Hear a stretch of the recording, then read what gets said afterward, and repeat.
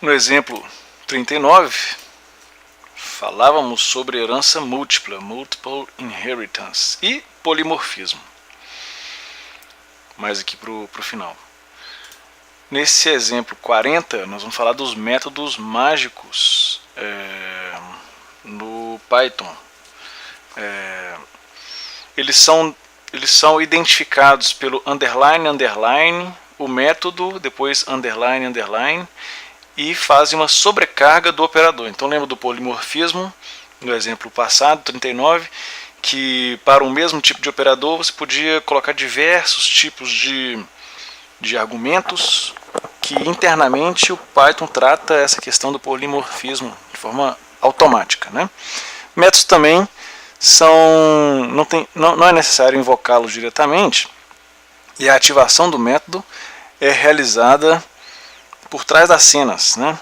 Ao criar uma instância, por exemplo, de uma classe, o Python chama os métodos new instância de classe, uma nova instância de classe, e o init, por exemplo, que é a inicialização daquele objeto instanciado daquela classe. O método call viabiliza escrever classes em que instâncias se comportam como funções, por exemplo, né? E aí esse método mágico tem a funcionalidade, por exemplo, da sobreposição de operador com o sinal mais, por exemplo. Então vamos ver aqui o que acontece quando a gente faz assim, print 4 mais 5. O que seria 4 mais 5? Soma de dois inteiros. Mas 3.8 mais 9 não seriam dois inteiros, seria a soma de um inteiro mais um float. Ele teria que converter internamente isso aí no valor final de um tipo só, ou de um ou de outro. João mais Flávio seria a soma de string, a concatenação, né? Então isso é uma outra operação com o operador mais. Uma lista 1, 3, 5 mais uma lista 2, 4, 6. Seria que uma soma de listas. Então, opa, fiz coisa errada. Para variar. Aqui nós temos aqui então 4 mais 5, 9, 3.8 mais 9 gera um float, só de um tipo, 12.8, João mais Flávio, João Flávio, e aí a lista 1, 3, 5, 2, 4, 6. Métodos mágicos. A gente tem x mais y e x. Isso por quê? Porque ele trabalha com objetos. Então nós temos aí métodos que trabalham com objetos, não com valores puramente, né? Então seja x uma instância de uma classe K. Python vai ver se a classe tem o método add para chamar x.add elemento y. Senão ele gera um erro, por exemplo, né?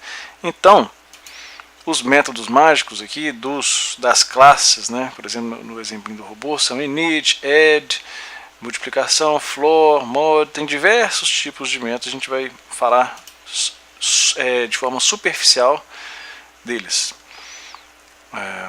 Assim como o método add, você recebe como argumento um valor de um objeto e compara com outro valor, sobrepõe o operador mais e retorna um valor. Então, os operadores binários do método add. Mais teria o objeto, ponto add, o próprio objeto e o outro. Menos seria um método sub, o próprio objeto e outro. Multiplicação, objeto, ponto mul. Resto da divisão, a divisão floor, né, base, né, dividido pelo valor base, floor div. Divisão normal, true div.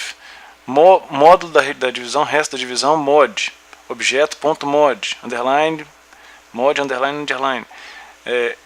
Potência elevado a objeto, ponto poll. O objeto, o outro objeto e o valor a ser elevado.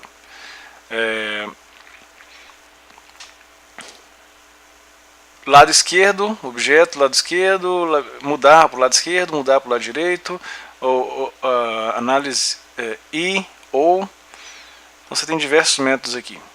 Você tem outros métodos, adicionar mais é igual, né? Objeto.add, então adiciona a ele mesmo, subtrai a ele mesmo, isub, multiplicar imul, multiplicar por ele mesmo, dividir por ele mesmo, idivide, e da mesma forma os outros operadores.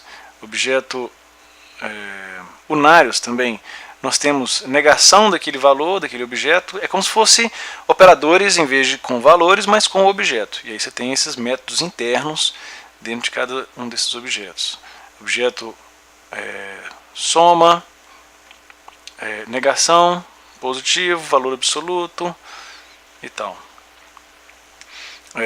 Tem objetos de comparação, LT less than, então objeto less than, objeto.less or equal, que é menor ou igual, objeto equal, ponto equal, objeto not equal, diferente, objeto greater ou equal, GE, objeto greater than. Lembra na parte de programação matemática e os operadores das equações, né?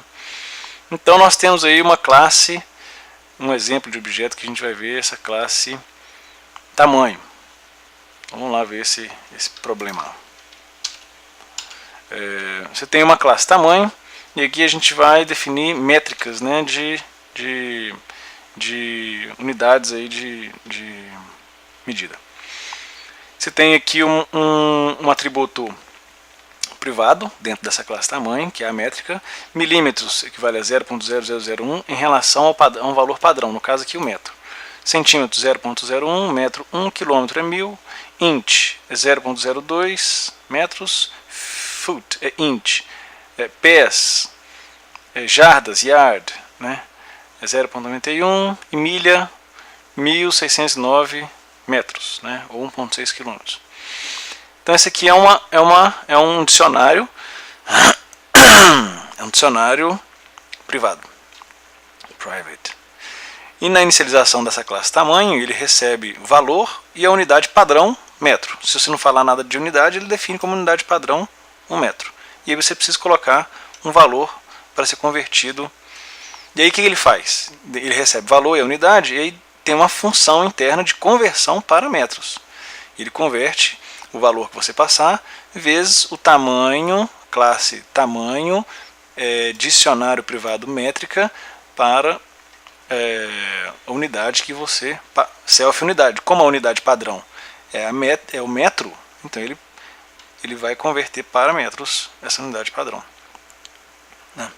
Se quiser definir, fazer a soma self e outro, e aí ele faz essa soma do valor com outros valores. O método add, então, significa, ele avalia se o tipo do outro elemento que vai ser adicionado é inteiro ou é float. Ele determina que L, que é o lado esquerdo, por exemplo, né, recebe self, que é o próprio objeto que está sendo passado, ponto a função conversão para metros, mais o outro elemento que está sendo passado. Se não, ele converte o atual elemento para metros, mais o outro convertido para metros, para depois retornar uma soma de dois elementos, retornar o tamanho da unidade. Então você tem o left, é o tamanho métrica da unidade. iAdd seria uma adição ao próprio elemento, né? Se o tipo é int ou é float, recebe ele mesmo mais o outro. Se não, recebe ele mesmo mais o outro, dividido pela métrica da unidade. Então nós temos aqui esses métodos. Dentro dessa classe nós temos a string dela, né? A string que retorna a string dessa classe depois de chamar o método de conversão para metros. E temos o método de representatividade. Vejam que esse método string, que a gente já viu nos outros exemplos, o método de representação interna, são todos métodos mágicos, né? A gente não tinha falado ele anteriormente, mas ele retorna, faz um valor, retorna na verdade valores internos dos objetos. Então aqui ele mostra o tamanho em formato de string, por exemplo, a representação dessa classe, valor e unidade. Se o nome da classe é main, vou definir crio uma instância, um objeto, que é do tipo tamanho, da classe tamanho, que recebe como argumento o valor 4, né? E eu vou imprimir esse x aqui. Então vamos lá.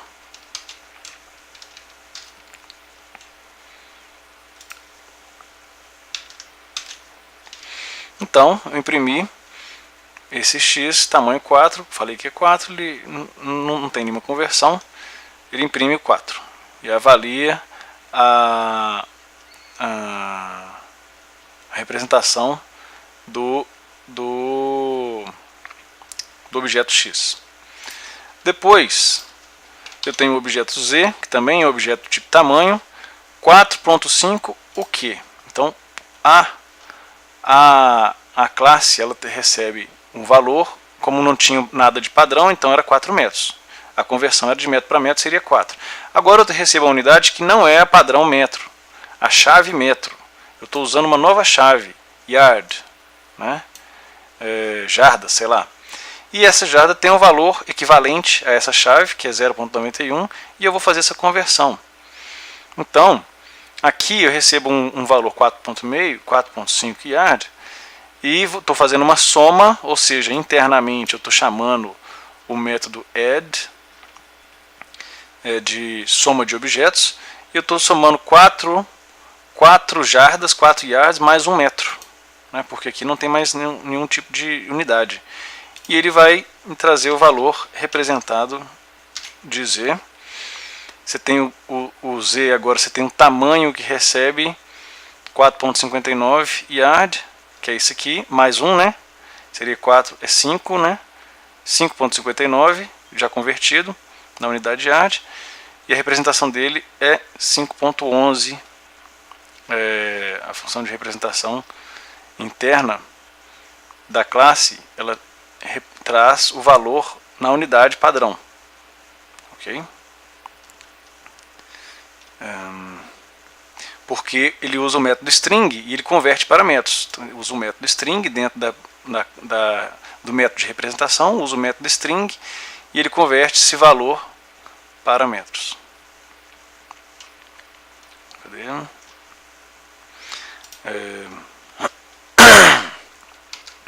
A gente pode também usar uma expressão para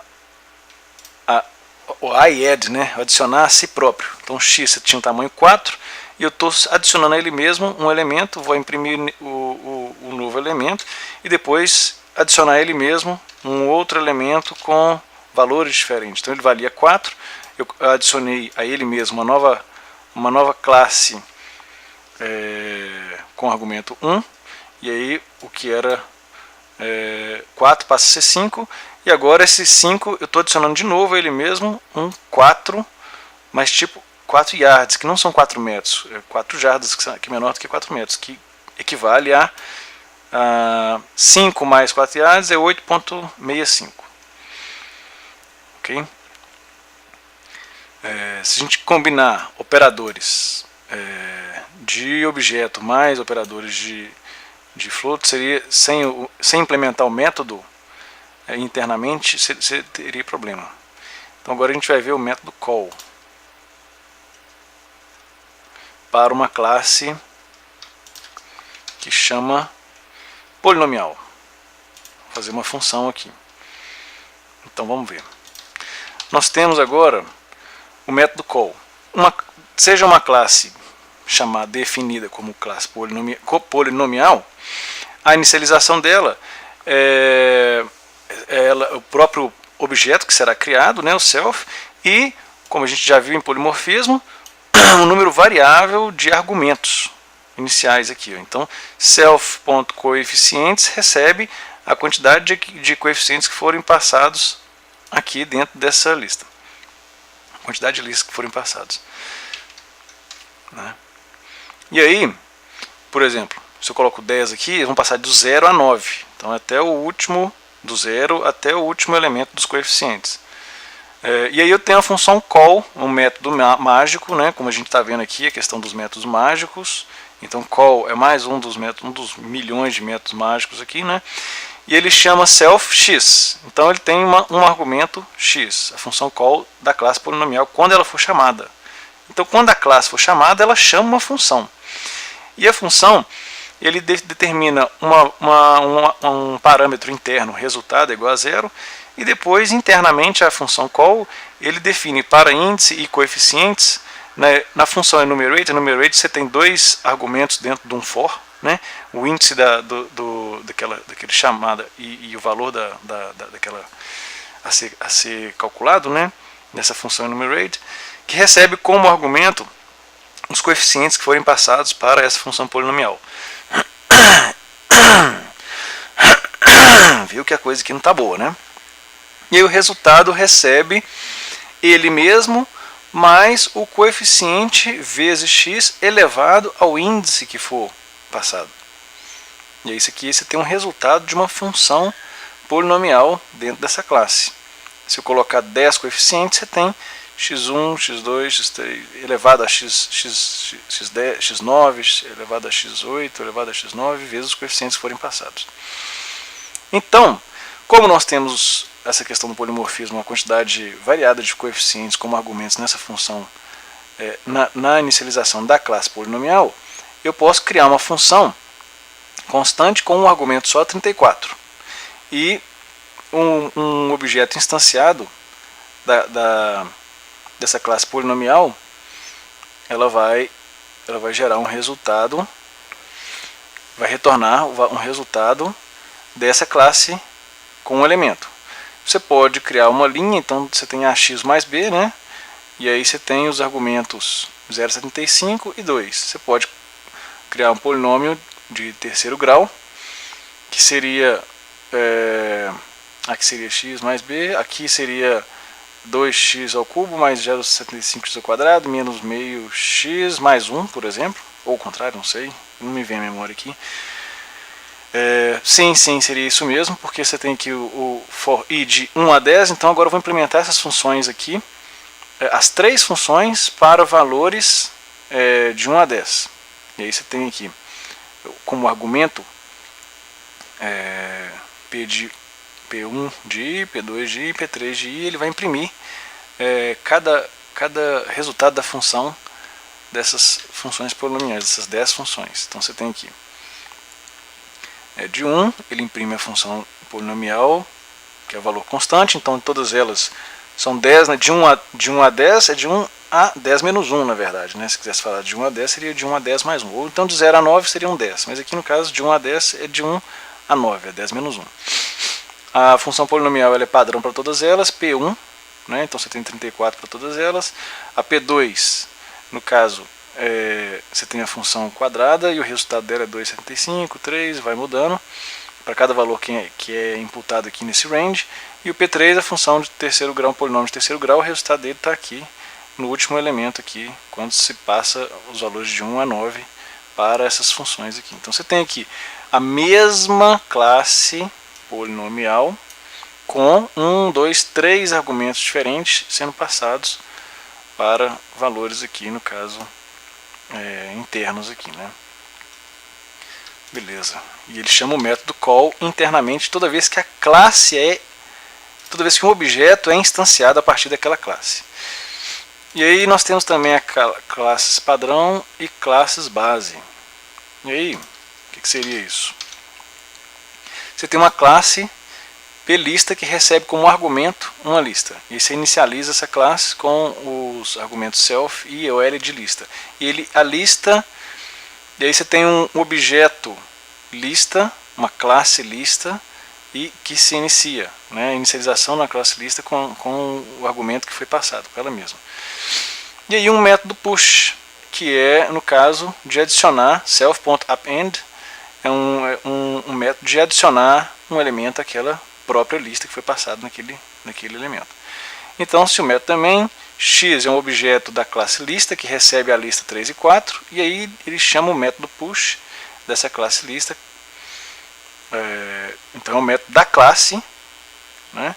47, ele imprime o que fica resultante. Então, inicialmente nós temos a classe 3 e 4, e no final, na hora de imprimir, ele tem se adiciona um elemento àquela lista, 3, 4 e 47. Agora nós vamos ver um exercício de conversor de câmbio. Nós temos uma classe que chama câmbio, uma classe maiorzinha, né, que faz umas continhas, blá blá blá e tal. E aí ela faz a conversão de unidades de câmbio. Você tem aqui diversas moedas por esse dicionário aqui nessa classe câmbio. Dicionário com as chaves moedas. Esse aqui é um euro, esse aqui é o dólar. Então seja o euro a unidade padrão, o dólar é 1,11 em relação ao euro, né? Não é que o dólar vale um pouco. Se o euro vale 1, o dólar é 1,11, ou seja, o euro vale mais do que o dólar. Para você gastar 1 euro, seria gastar 1,11 dólar, né? E outras, o menor de todos em relação ao euro, que é o Great British Pound, que é a unidade da libra britânica lá, né? O pessoal que saiu da União Europeia, Brexit, saiu da União Europeia. Individualistas, ou não sei. Bom, você tem a classe câmbio, a inicialização dela, unidade padrão, euro. Aqui, pá. Recebe o valor, e se eu não falar nada, a unidade é euro. Então, aqui a inicialização. Você tem um método string da classe câmbio, que define de forma bonitinha, formatada, esse elemento com um float de 5.2, 5 unidades, sendo dois números decimais, o valor e a unidade, o string dessa classe. E aí você tem um método de muda para, como argumento, uma nova unidade. Ele é transformado, o self, ele é transformado para uma nova unidade. Então você tem o self valor, ele recebe o self valor dividido pela moeda que a gente definiu esse valor da moeda definido nesse dicionário, né? Dependendo da unidade que for passada, vezes o câmbio dessa moeda, da nova unidade. E aí, self.unidade muda a própria unidade para a própria moeda para uma nova unidade. E você pode fazer também um método interno de adicionar, como se fosse o operador mais, né? Quando você for usar o operador mais, a soma de outra moeda. Então você vai somar dólar com euro, com moeda japonesa, ien, com moeda, com pound britânico, ele vai ter que fazer uma conversão de todas elas para uma unidade só. Então eu defino se o tipo é o valor inteiro ou float, ele faz essa conta aqui de conversão da outra vezes a moeda que está sendo atual, ou então a moeda que está sendo multiplicada, aí, né, a conversão da moeda, e retorna o câmbio dessa nova unidade. Ou então uma adição à própria moeda IED, né? E aí no caso a diferença do IED para o outro é que o self.valor aqui ele adiciona a ele mesmo. Você tem aqui essa função aqui, self.valor, que é o IED, retorna cedo. Você tem o método RAD, que aí você tem, se a unidade é diferente de euro, muda para euro, e aí você tem um outro método interno. E aí cria-se alguns objetos dessa classe câmbio, primeiro 10 dólares, depois 11, o Y, o novo objeto da classe câmbio, 11, não falei nada, são 11 euros, porque é o padrão, como a gente viu aqui, o padrão, se não falar nada de unidade, ele é a unidade euro, que equivale a 1, né? Então ele vai retornar 11 euros. E aqui um 12.34, sei lá, moeda Japanese Yen. Ó, tô bom de moeda, hein? E aí o Z vai somar ele mesmo, 7.8 euros mais 10 dólares mais 11 euros mais 225 mais Z. Então ele faz essa continha aqui, ele vai mostrar o que seria esse Z. E a lista recebe, eu crio uma lista com diversos câmbios, com diversas moedas, com base no câmbio ali, e o novo Z agora recebe um somatório dessa lista, ele imprime o valor de Z. Então, aqui nós temos a impressão de Z, a soma desses câmbios todos aqui, 282 euros, e depois eu faço a soma desses desses novos câmbios aqui seria 28,45 euros. Ok. Agora tem uma possibilidade de multiplicar esse valor de cada um dessas moedas louconas aí por um escalar. Então vamos ver como é que a gente faria. Você tem aqui a mesma classe, agora a gente vai multiplicar essas moedas aí por escalares. Então, seja uma classe câmbio com um dicionário de moedas com valores padrões desses dicionários, a método de inicialização padrão, o self-string, método string dessa classe câmbio já definido, como nós já vimos, o método de mudar, se muda a unidade atual, o método add, como nós já vimos, e o iadd também, o método radd, que é para mudar para a soma com base no método da moeda de euro.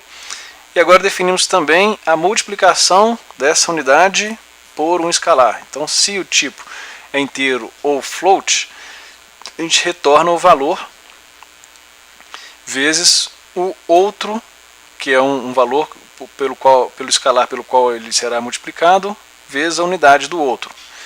Ou, se não, os tipos de operandos não são suportáveis para o câmbio, se não for inteiro nem float.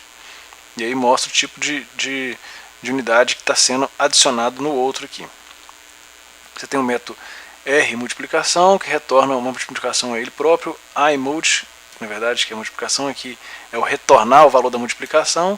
Aqui é multiplicar por ele mesmo. I multiplicação, como nós já vimos, do método mágico. Se não, ele mostra que os tipos de operandos não são suportados. E eu defino o objeto câmbio do tipo 10 euros, y câmbio do tipo 10 Great Britain Pound, que é 10 libras. Faço a soma de x mais y e também tenho o câmbio de 21 euros, mais uma unidade, imprimo x mais y e também multiplico quando 2 vezes o x mais y vezes 0,9 e mostro o resultado disso aí. Então nós temos aqui x 10 euros mais 10 libras, a impressão de 10 euros mais 10 libras em euros seria 21,24 euros, porque a libra vale mais do que o euro, então seria 20, né? E depois eu multiplico os euros por 2, 20 euros mais 0,9 vezes 10 libras mais 9 libras, e você tem 30,11 euros, o resultado disso aí. Ok. Agora nós temos mais um exercício, mais um exemplo de mudança de exchange rate, mudança de câmbio, né? Então nós temos aqui vamos abrir aqui, ó, Ctrl Shift P, split right, vou abrir aqui mais uma, dentro da nossa pastinha do exemplo 40, eu vou lá no exemplo 40, na pastinha do exemplo 40, pá. A gente tem aqui um módulo, ou diria